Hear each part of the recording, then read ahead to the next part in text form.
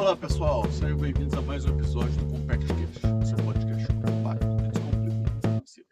Meu nome é Fernando Frederick e hoje eu quero conversar com vocês um pouquinho mais sobre o que eu penso de reserva de emergência, né? Eu já falei algumas vezes sobre isso, já discuti, já falei um lado, outro, basicão, né? Inclusive fiz um vídeo ontem falando algumas analogias aí, né? Por exemplo, o Galo, ele tá aí com 8 desfalques do seu time principal e aí acabou ficando sem nenhum zagueiro lá. E o zagueiro que jogou acabou, era um zagueiro que estava machucado, vindo da base, improvisação e assim vai, né? E fiz uma similaridade disso ser uma falta de reserva de emergência ali, no caso, efetivamente, de jogadores.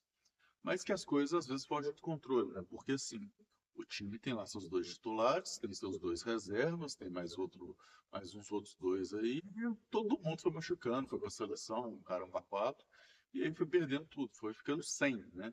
Não teve de onde tirar mais. E aí talvez a reserva da emergência seja realmente o que foi feito. E acabou dando relativamente certo, né? O time empatou, mas em termos defensivos não sofreu tanto assim, apesar do erro ali na jogada, que foi um cara de meio de campo. Mas enfim, isso é outra história, a gente não vou estar aqui para falar de futebol, não.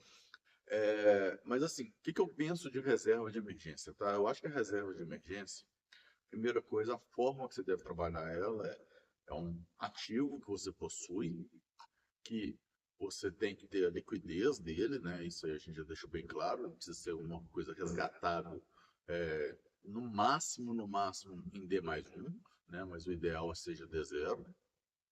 E um, um ativo que você não tenha riscos, né? Ou seja, você vai poder efetivamente, como é que eu posso dizer, colocar o seu dinheiro ali e a chance dele cair seja muito baixa, né? Porque, né, risco tudo tem, né? Não tem jeito de não ter, mas é bem baixo o risco.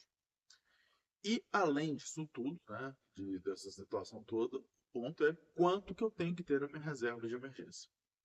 E eu já falei, assim, tem vários jeitos de a gente pensar, tem gente que pensa em 6 meses das minhas receitas. Tem gente que pensa 6 meses das minhas despesas. Tem gente que pensa 6 meses, um ano das minhas receitas, um ano das minhas despesas. Eu sou do time que pensa um ano das minhas despesas. Por quê? Porque eu acho que em um ano dá para a gente se realocar bem. Porém, um ano das minhas despesas está ali dentro da minha reserva de emergência, que eu vou usar para, se eu perder o emprego e ficar ali um ano até o tempo de eu me recolocar, ou eu vou usar porque minha geladeira quebrou e eu preciso comprar amanhã outra, ou porque estourou um cano na minha parede e eu preciso corrigir ele hoje, ou porque meu carro pifou e eu preciso mandar arrumar, né? O que for, eu vou ter um dinheiro que eu vou usar ali, que pode ser um valor maior ou menor, né? Eu tive uma internação, o plano de saúde está se negando, pago na vista, depois eu brigo na justiça, né? E assim vai. Eu vou usar aquele dinheiro para cobrir qualquer problema que eu tiver. Pelo menos de forma geral, vai cobrir 99% dos meus problemas. Por isso, um ano das minhas despesas, que é muito difícil de eu ter alguma coisa muito imediata que demande mais do que isso de forma tão para ontem, né? Agora, isso não significa que, além dessas reservas de emergência, todo o meu restante possa estar completamente bloqueado, né? Por prazos de 5 anos, por exemplo. Não. Eu entendo que a gente tem que ter algumas coisas com prazo um pouco mais curtos, né? Vão lá 5 dias, 30 dias, alguma coisa do tipo.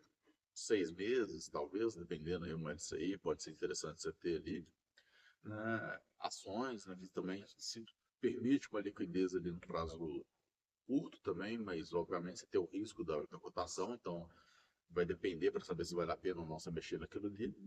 Mas o principal é o seguinte: você usou a reserva de emergência, você precisa repor ela. Então, assim, a gente está trabalhando com um ano que você pode repor naturalmente, com uma recolocação de emprego, vai entrando novas receitas, você vai colocando, ou você deve repor essa reserva, né, a partir dos meses vão passando, com os seus outros recursos, né? Então, primeiro, por exemplo, você vai repor sua reserva de emergência com a sua reserva de oportunidade, que é aquele valor que também está numa renda fixa, mas uma renda fixa não tão imediata, ou que esteja também na mesma renda fixa que você está usando como reserva de emergência, mas era o valor que você estava considerando que você poderia utilizá-lo para uma oportunidade futura. E depois você vai passando para uma renda fixa que vai vencer, uma LCI que vai vencer, então daqui a 6 meses, quando aquela vencer, ela já vai virar minha reserva de emergência de novo. Ou até mesmo, estou com uma ação aqui que subiu muito, vou aproveitar, vou fazer um lucro nela, que eu vou realizar o meu lucro aqui e guardar. Ou uma que caiu muito, eu acho que ela não vai recuperar nunca mais, e já guardo o dinheiro ali, coloco na renda fixa, e assim vai. O ponto principal para mim é, à medida que as coisas vão acontecendo, você precisa continuar tendo seu 1 ano de reserva de emergência. Claro que, depende, você não precisa repor porque você gastou hoje, você não precisa necessariamente repor amanhã. Você tem que ter um plano de reposição daquilo ali o quanto antes, né, para se outra emergência surgir. Porque teve uma hoje, não significa que você não vai ter outra amanhã. E aí, obviamente, você vai precisar trabalhar isso de uma maneira inteligente, né? E voltando ao exemplo que eu falei do time, né? Perdi todos os meus zagueiros, meus 6 zagueiros que eu tinha, cada um por um motivo. Minha emergência é, vou usar os volantes, vou improvisar os volantes, vou improvisar ainda mais, uma emergência ainda maior, vou usar os meninos da base. Vou jogar o atacante para defesa, vou jogar o goleiro para defesa, sei lá, você vai ter que dar um jeito de repor aquilo ali uma hora ou outra. Claro que quanto mais agressivo for essa mudança, por exemplo, pegar um goleiro e colocar ele de zagueiro, é algo que não vai ser nada bom para o seu planejamento, né? É algo que tem que ser o caos do caos, né? E pode acontecer, né? Mas o ponto é, em algum momento você vai se relocar ali. Mas idealmente nesse jogo eu uso aqui meu menino da base e me preparo para fazer ou uma nova contratação, ou eu me preparo para poder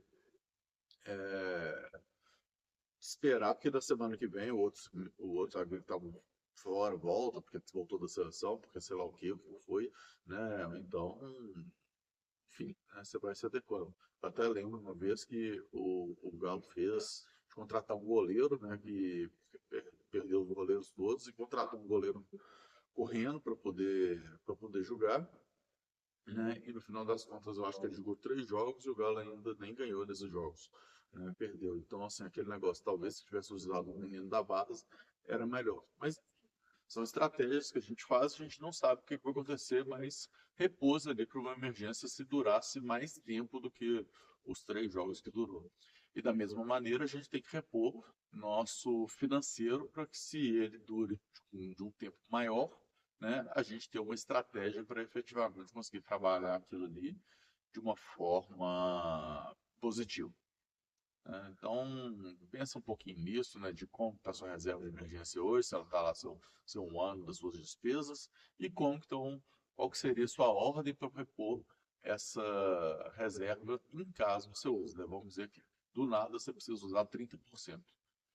O seu plano vai ser repor com seus salários normais, com seus aportes normais, ou você vai precisar fazer uma mudança para ser um pouco mais rápida essa reposição. Né? Dependendo do prazo, vale a pena você esperar. Né? E qualquer coisa você se prepara para poder resgatar de uma outra maneira algum outro tipo de ativo.